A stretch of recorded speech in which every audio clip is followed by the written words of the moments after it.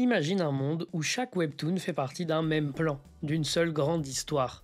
Parce que c'est exactement ce qu'a fait YLab, un studio coréen qui s'est lancé un défi fou, créer un univers partagé de webtoons où chaque série, aussi différente soit-elle, fait partie d'un gigantesque puzzle narratif, qui s'appelle le Super String Universe. Un projet dément entre action, science-fiction et surnaturel qui rassemble plus d'une dizaine de séries, et qui pourrait bien devenir le MCU des webtoons coréens. Mais alors, par où commencer? Quelles séries sont vraiment connectées? Et surtout, est-ce que ça vaut le coup de tous les lire? Je vais te présenter toutes les œuvres qui sont présentes dans l'univers, en te disant s'il faut lire ou pas l'œuvre pour le comprendre. Et si ces genres de vidéos de présentation de webtoon ou manga te plaît, n'hésite pas à t'abonner. Mais tout d'abord, on va commencer par un petit passage sur le Super String Universe au global.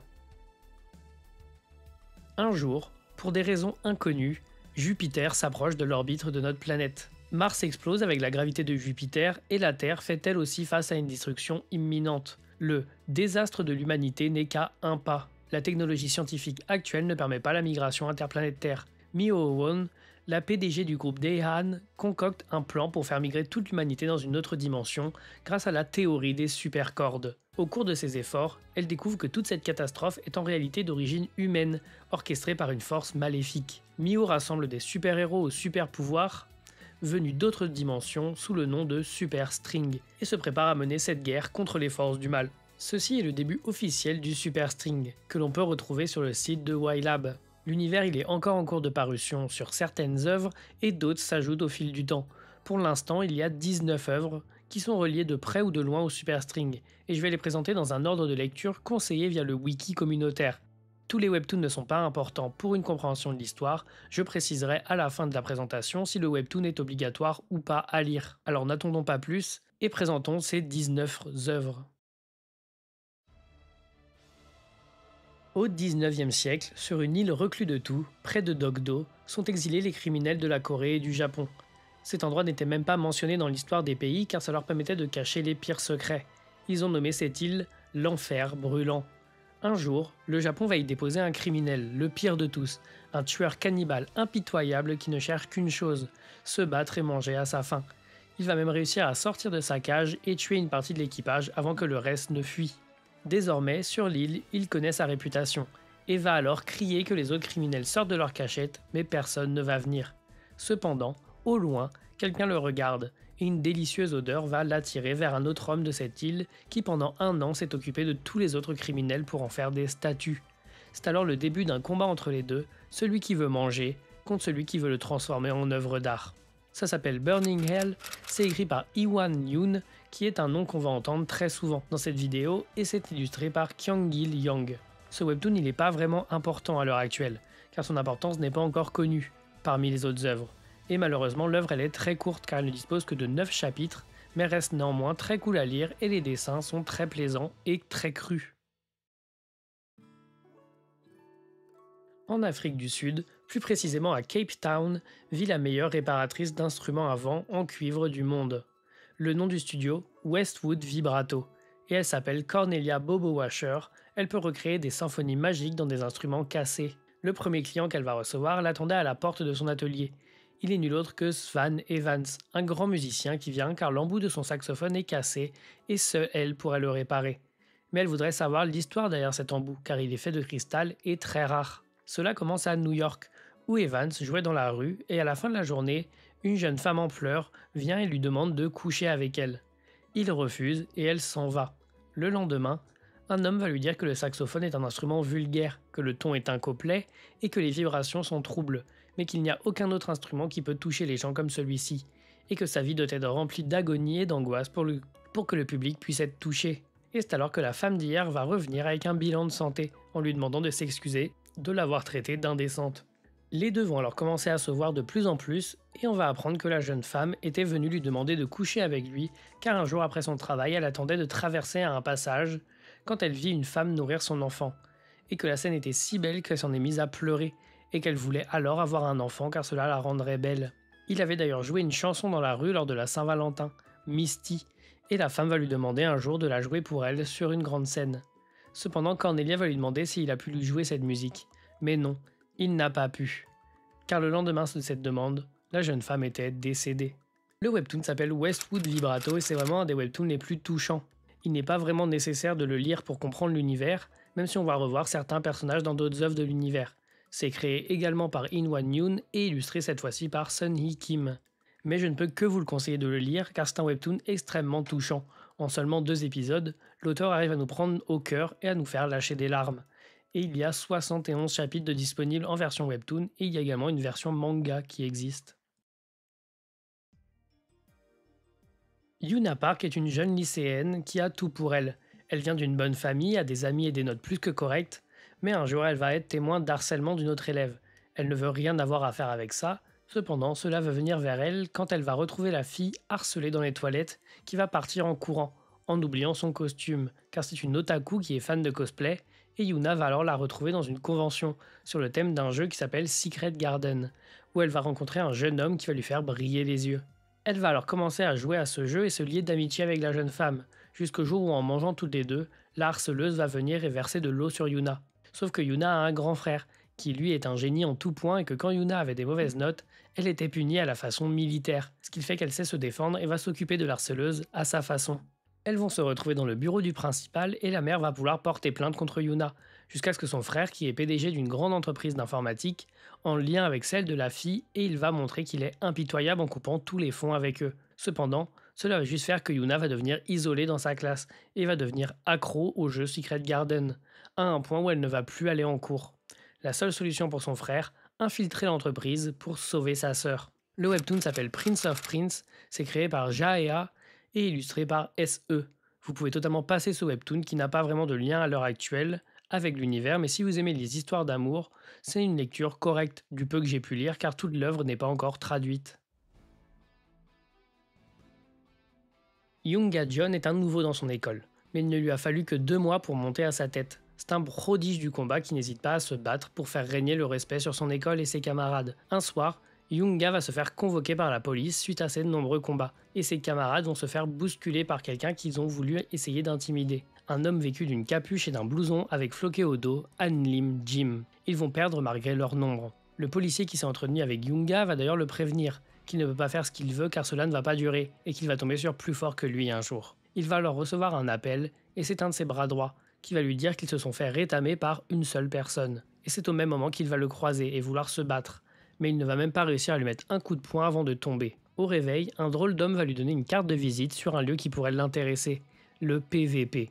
Une arène de combat où siège sur le trône la personne dont il veut se venger pour son amère défaite, Suho Kang. C'est alors qu'il n'a plus qu'un projet, vaincre tous les adversaires sur son chemin et devenir plus fort. Le webtoon se nomme An Lim Jim et c'est écrit par Ye Song et illustré par Suk Jae Lee. J'aime beaucoup le webtoon qui est optionnel dans l'univers, car il permet juste de savoir le passé de Yoonga Jeon que l'on va revoir dans d'autres œuvres. Mais c'est un bon webtoon de combat, l'histoire est assez simple, mais il y a quand même des moments assez marquants. Le webtoon est toujours en cours avec plus de 206 chapitres.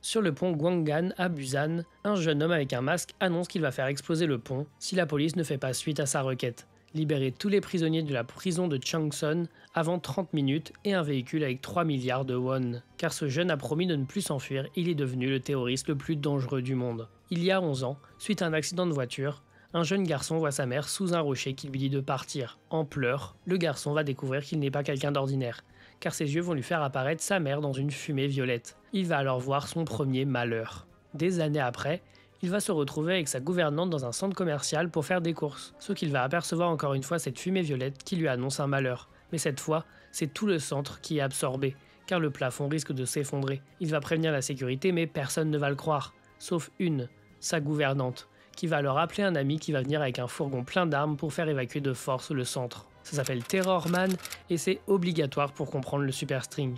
C'est la pierre centrale de l'univers, en plus d'être un webtoon incroyable. C'est écrit par Dong-Woo Han et illustré par Jin-Ho Ko, et le webtoon est fini avec 209 épisodes.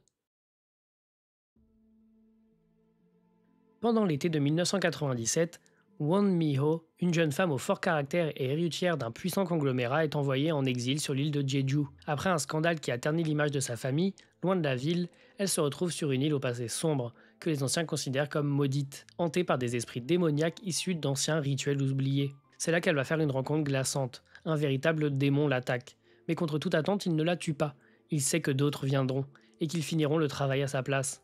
Pourtant, Mio refuse de se laisser abattre. Dans un moment de lucidité et de panique, elle fait une proposition à un homme étrange qu'elle vient de croiser. Un homme solitaire, taciturne aux yeux hantés par le passé, Van. Van n'est pas un simple humain, c'est un chasseur de démons, un être modifié depuis l'enfance, entraîné à éradiquer le mal surnaturel. Il est craint autant qu'il est rejeté. Mais Mio a quelque chose à lui offrir. Pour chaque démon qu'il tuera sur l'île, elle le paiera 10 millions de won. Ce marché improbable marque le début d'une alliance contre nature entre une héritière en exil et un tueur maudit. À mesure que les démons se dévoilent, plus puissants et vicieux les uns que les autres, les mystères de l'île se révèlent. Derrière chaque attraction naturelle se cache une vérité plus terrifiante encore. Mio semble être la clé d'un rituel ancien, capable de réveiller une entité maléfique scellée depuis des siècles. Aidé plus tard par un pet exorciste nommé Johan, le trio plonge dans une guerre secrète qui dépasse les frontières du réel. Le webtoon s'appelle Island, le webtoon original date de 1997, mais Webtoon en 2016 a fait un reboot. Le webtoon a également une deuxième saison, appelée Party, qu'il ne faut pas lire immédiatement, mais on en reparlera dans quelques œuvres dans la timeline. Cette première partie n'est pas forcément obligatoire, mais c'est intéressant de comprendre comment le trio s'est rencontré. Un jour, un pingouin, nommé Coucou, dont on pensait qu'il ne vivait qu'en Antarctique, s'est introduit dans la maison de Monsieur Gong. Mais ce pingouin vient-il vraiment d'Afrique? Monsieur Gong se retrouve accidentellement à vivre avec Coucou, qui lui permet de transformer son pays en un endroit plein de loisirs et de romances, comme sa ville natale, Boulders Beach, en Afrique du Sud. La dure vie de Kay se déroule devant eux. Très rapide description, car le webtoon il est traduit ni en anglais ni en français. C'est un webtoon humoristique qui permet de comprendre d'où vient Coucou, qu'on voit par exemple dans Westwood Vibrato, et Terrorman, qui va expliquer comment il est arrivé en Corée. Mais l'histoire elle est vraiment pas importante pour la compréhension de l'univers, donc vous pouvez clairement passer ce webtoon. Il y a 8000 ans, une jeune femme va se battre contre un tigre gigantesque. Cette femme s'appelle Suki Kang, et est une immortelle avec un pouvoir très spécial. Maintenant, avançons un peu à notre époque, où Suki Kang va venir voir un vétérinaire du nom de Jae-shin Lee, pour qu'il sauve sa tortue alligator qui a un objet coincé dans la gorge. Après les tests, il va lui demander de payer une somme affolante qu'elle ne va pas pouvoir rembourser. Mais Jae-shin Lee va apprendre qu'il ne lui reste que 6 mois à vivre, car il est atteint d'un cancer. La jeune fille va revenir car sa tortue ne bouge plus, et Jae-shin, dépité par la nouvelle de son cancer, va alors décider de lui offrir l'opération et sauver la tortue. Il va alors une nuit partir boire pour oublier cette nouvelle, mais il va se sentir mal et vouloir en finir en se couchant sur la route, et un camion va foncer sur lui. Mais c'est alors que Suki Kang va arriver, l'embrasser et arrêter le camion avec son poing. Et depuis ce bisou, le cancer de Jae-shin va commencer à partir. C'est alors qu'on va apprendre que Suki Kang a le pouvoir de soigner les gens. Mais ce pouvoir et son immortalité vont attirer les mauvaises personnes, des descendants de puissantes familles qui convoitent le secret de son immortalité. Ça s'appelle Neolithic Girl, et l'histoire est importante pour la compréhension globale de l'univers, car on retrouve Suki Kang dans beaucoup d'autres œuvres. Le webtoon est écrit par Jae-ha et illustré par Garam Han. Et le webtoon est fini en 98 épisodes.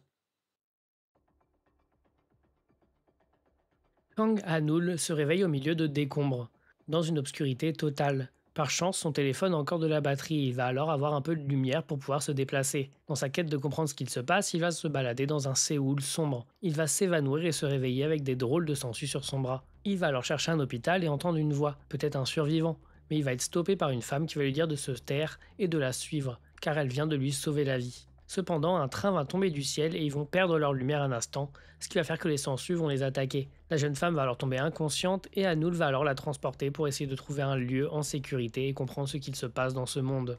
Le webtoon s'appelle Distant Sky, il est fini avec 101 épisodes et c'est une lecture obligatoire pour comprendre le Super String Universe, en plus d'être un webtoon incroyable. Il peut même clairement être lu indépendamment des autres œuvres si vous aimez les webtoons avec un grand mystère qu'on découvre au fur et à mesure.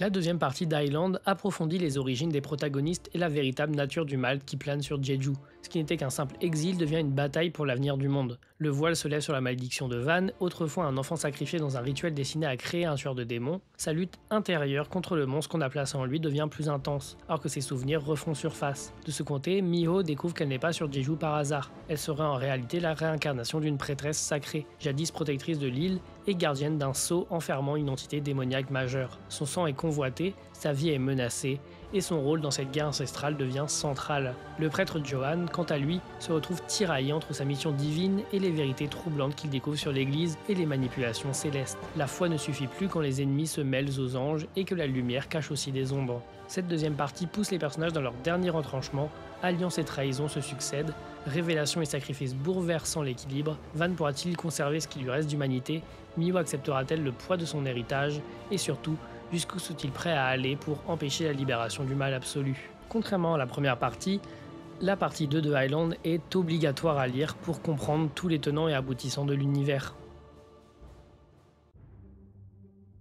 La vie d'une femme devenue hôtesse pour subvenir aux besoins de sa petite sœur, qui a été sacrifiée par un pouvoir corrompu et immoral. Lorsqu'A Siwoo découvre la véritable identité de sa sœur, elle commence à soupçonner les étranges circonstances de sa mort. Le synopsis il est très court car le webtoon My Night Shine Brighter Than New Days, il n'a pas vraiment de traduction mis à part les 4 premiers chapitres. Pour ce qui est du Super String Universe, le webtoon il n'est pas obligatoire, heureusement, même s'il permet de mieux connaître le personnage de Siwoo-ha qui est importante dans l'univers.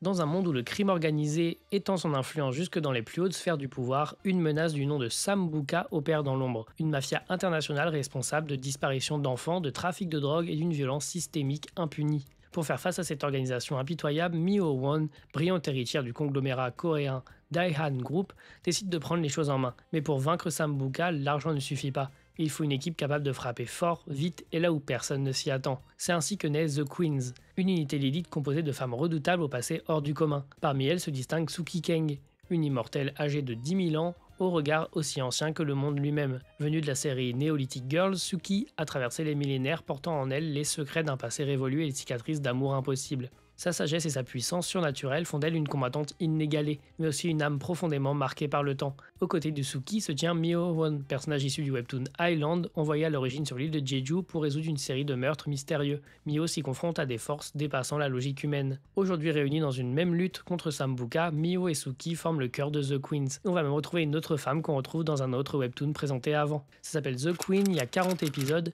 c'est écrit par Chung Min et illustré par Soo-yoon Lee. C'est pas forcément obligatoire de le lire pour comprendre l'histoire, mais c'est le premier gros crossover qu'on voit dans l'univers, avec des personnages venant d'autres webtoons. C'est également un webtoon très plaisant à lire, mais je conseille quand même de lire les autres webtoons avant pour mieux comprendre les deux personnages.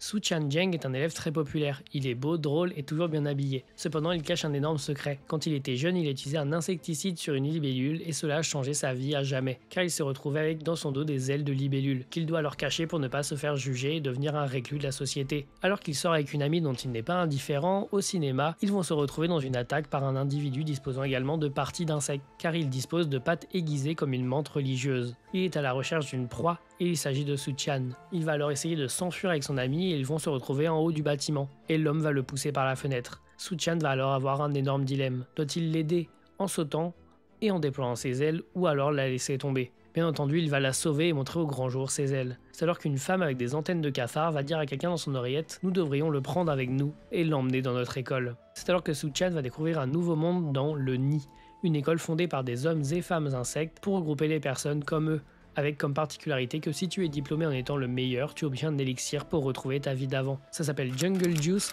c'est écrit par Young-hoon et illustré par Juder. Il y a pour l'instant 151 chapitres et c'est en cours. Ça peut être lu totalement indépendamment des autres car pour l'instant le lien est assez faible, mis à part pour une autre œuvre dont on parlera à la fin. Et c'est aussi également un de mes webtoons préférés, je ne peux que le recommander. Dans une mystérieuse boutique d'électronique, son propriétaire, un certain Yak, vend des appareils qui peuvent sembler classiques, comme des caméras, des téléviseurs, des radios. Mais chaque appareil a une spécificité. Yak précise qu'il y a avec chaque objet une règle à n'absolument pas enfreindre, car si l'utilisateur le fait, alors il s'expose à des conséquences terrifiantes, voire même fatales. Le premier est un homme qui se demande pourquoi ces objets dans son appartement se déplacent quand il n'est pas là, et pourquoi son voisin vient aussi souvent le voir. Il décide alors d'aller dans la boutique pour acheter des caméras de surveillance, avec comme règle de ne surtout pas activer le mode nuit pendant la journée, une chose qu'il ne va pas respecter à cause de la lumière, et il va en subir les conséquences très rapidement. Le webtoon est divisé en plusieurs arcs narratifs qui présentent un nouvel appareil et un nouveau personnage à chaque fois. Ça s'appelle Electronic Horror Store, et c'est une lecture obligatoire pour la compréhension de l'univers. C'est écrit par So Hee-bom et illustré par Sun Hee Kim. Et le webtoon est fini avec 57 chapitres.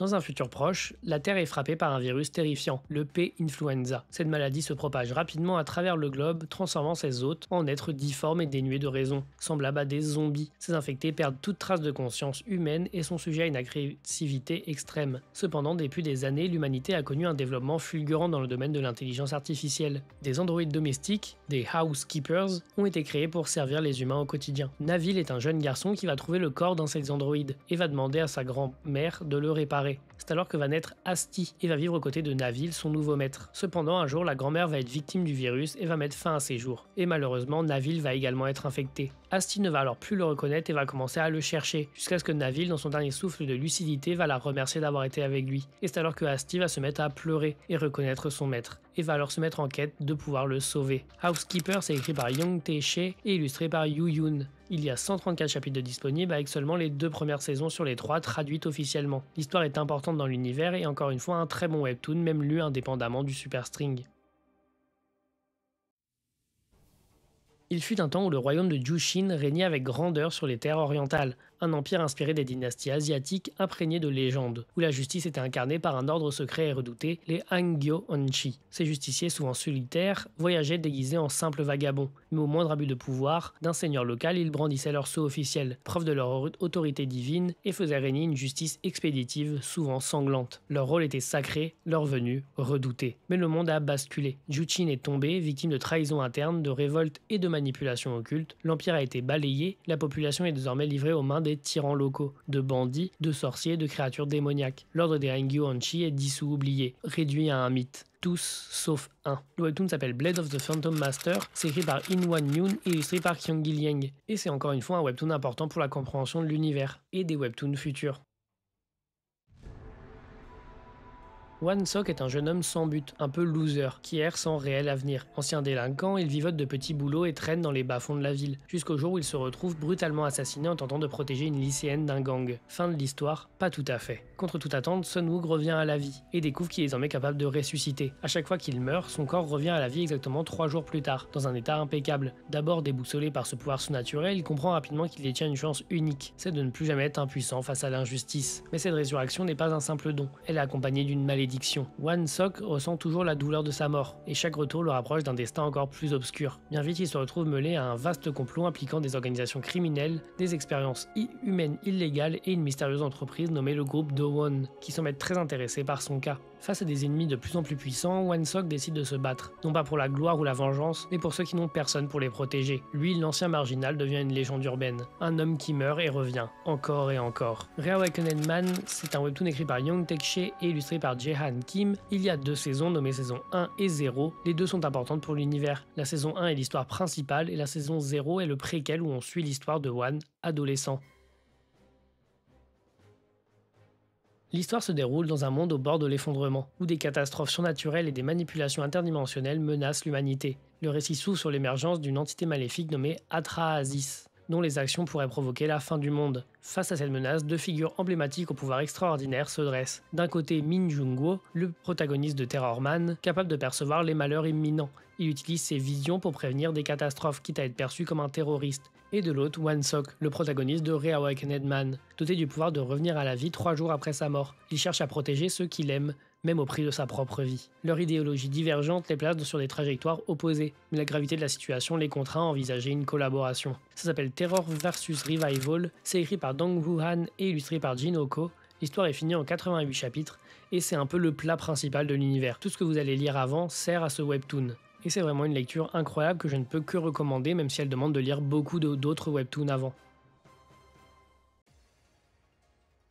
Dans un futur proche, l'humanité est sur le point de faire face à une invasion extraterrestre par l'Empire Spelta, une puissance intergalactique venue conquérir la Terre, après avoir vaincu la civilisation Okta. Cette guerre cosmique, vieille de plusieurs millénaires, arrive enfin aux portes de notre planète. Yeon Kang, un adolescent coréen ordinaire vivant à Busan, est loin de se douter qu'il joue un rôle crucial dans ce conflit ancestral. Fainéant, désabusé et peu motivé par les responsabilités, Yeon mène une vie bancale, jusqu'au jour où l'école va lui demander de participer à un voyage scolaire au pôle Nord. C'est alors que le bateau va se faire attaquer par un de ces monstres venus de Spelta. Le bateau va chavirer et Yeon va alors se retrouver dans une drôle de grotte où une femme va lui donner les rênes d'un robot de combat, Kang Ta-woo. Ce robot de combat légendaire, construit par l'ancienne civilisation Octa, est programmé pour ne répondre qu'à 1 mètre, capable de synchroniser son esprit avec sa structure neuronale. Yon, contre toute attente, est compatible avec cette interface de Kang Tao, devenant ainsi son pilote attitré. Dès lors, Yon se retrouve projeté dans une guerre interstellaire où il doit non seulement affronter des envahisseurs dotés de technologies avancées, mais aussi composer avec la pression psychologique d'être le dernier rempart de l'humanité. Il est épaulé par Bong Joon, un vétéran mystérieux déjà connu dans d'autres séries du Super String Universe, qui sert de mentor et de guide dans son apprentissage. À mesure que les combats s'intensifient,